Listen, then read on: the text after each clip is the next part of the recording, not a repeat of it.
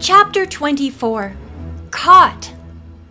"Manda!" Nancy cried excitedly, running up to the Amish girl. "I'm so glad that we found you at last. Are you all right?" "Yes," replied Manda, looking a little surprised. She went on to say that she was living with Mr. and Mrs. Roger Holt. They are very nice people and are restoring this old house. "Nice people!" George cried. "They're anything but that." Manda frowned, then asked George what she meant by this. "You explain, Nancy," said George. "Bess and I haven't told Manda anything about the mystery." After hearing the story, Manda was amazed. She could not believe it. The Holts had been very kind to her and were paying her good wages. Manda added that they were church Amish from Ohio and spoke Pennsylvania Dutch very well. "I do not see how Mr. Holt could be a thief," she said stubbornly. "Well, he is," George told her bluntly, "and the sooner you get out of here, the better." Sadly, Manda hung her head, saying she had no place else to go. Her papa would not let her return home, and she did not want to work in Lancaster. Nancy smiled. "I've talked with your mother and father, Manda. They want you to come home. Your father regrets being so harsh and will be glad to have you back." The Amish girl looked at Nancy as if this were not possible. Finally, she said, "You speak the truth?" Bess looked indignant. "Of course Nancy's telling the truth." But Nancy did not blame Manda for not being completely persuaded, either that her family wanted her back or that Roger Holt was a thief. "I must convince her," Nancy thought, and said aloud, "Manda, have the Holts moved any furniture into the house?" "Oh, yes." "Beautiful antique furniture?" Nancy asked. "Are there one or more tables from George Washington's home?" Manda looked startled. "You know this?" Nancy gave her additional details of the mystery, and finally the Amish girl said she believed now that Mr. Holt was indeed a thief.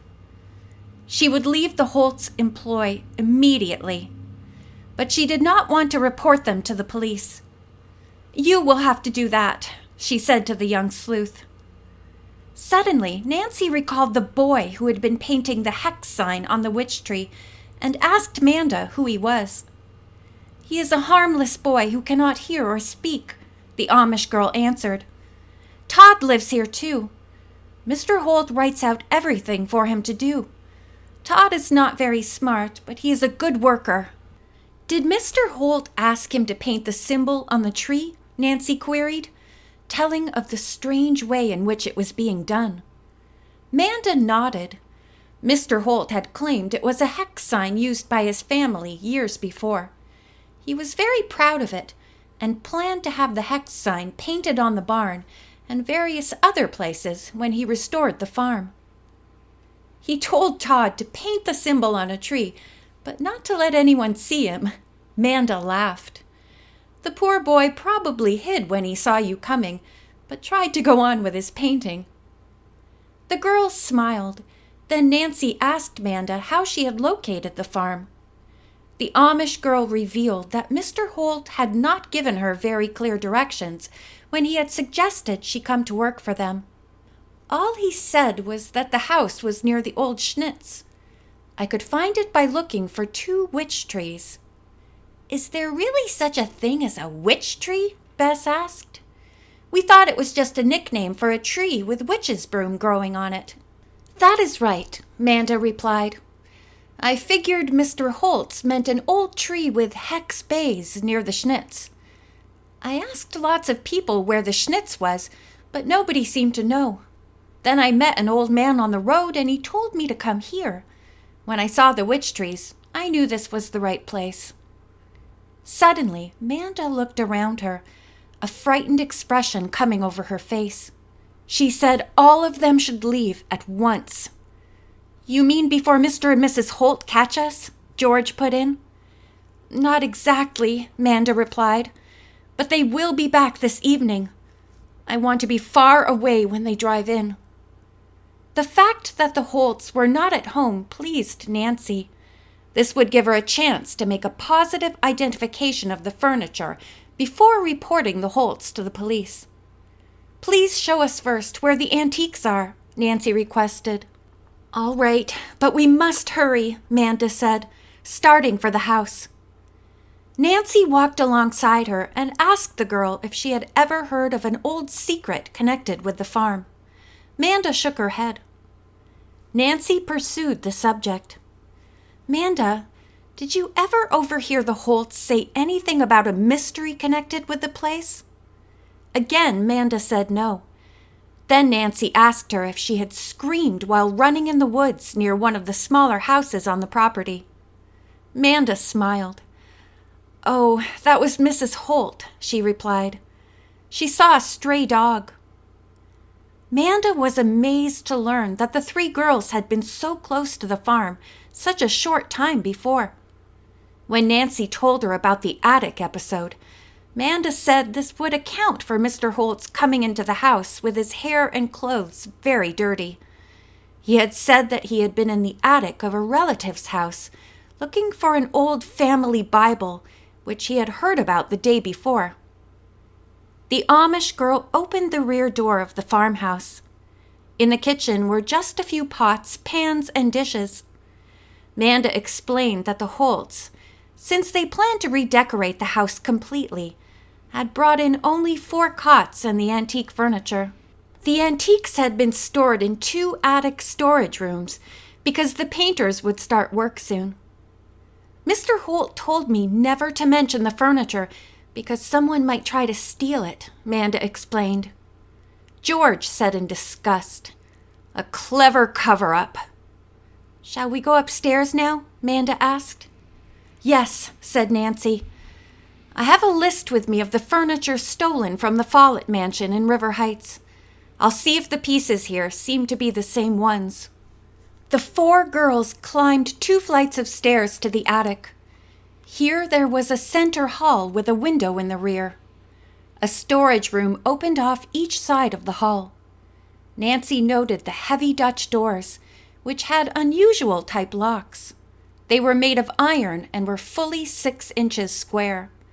From them protruded an enormous key with a loop on the end of each one, as big around as any of Nancy's bracelets.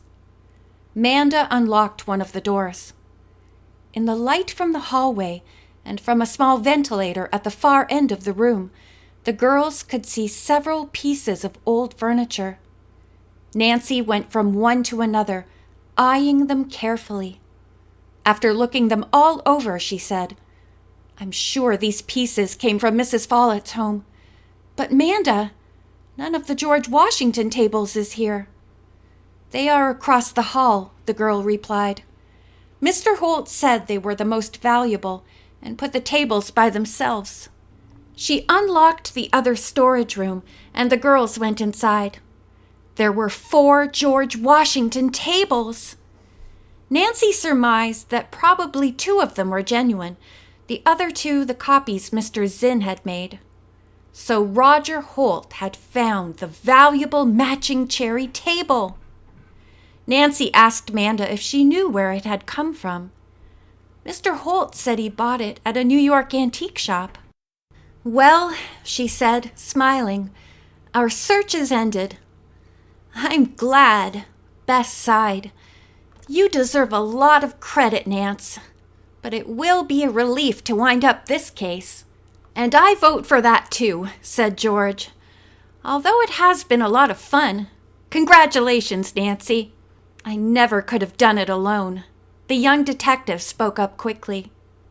Manda thought it was marvelous that Nancy had traced the stolen pieces. "And to think also that you fixed everything for me with Papa and Mama so I can go home. It would be wonderful to go now, ain't?" "We'll start right away," said Nancy, "and we'll stop at the nearest farm with a telephone and call the police. They should be here to greet Mr. and Mrs. Holt when they arrive." The girls were so absorbed in their discussion that no one but Nancy, out of the corner of her eye, saw the shadow that suddenly fell across the doorway. Whirling around, she caught a fleeting glimpse of a man who thundered, "You will never do that! You will die first!" With this, he slammed the door and locked it. "Mr. Holt!" Manda cried out. "Let us out!" The reply was a mocking laugh from the other side of the barrier. The girls leaped toward the door, pounding on it and trying to batter it down. At the top of her voice, Manda cried out that Mr. Holt had no right to lock her in. He must release all of them at once. Her plea went unheeded. Then the girls heard Roger Holt hurrying down the stairway. "We must get out and capture that thief!" Nancy cried with determination. Together, the girls threw their weight against the door time after time, trying to break it down. Their efforts were futile. "We're prisoners!" Bess wailed. "He's going to leave us here to die." End of chapter 24.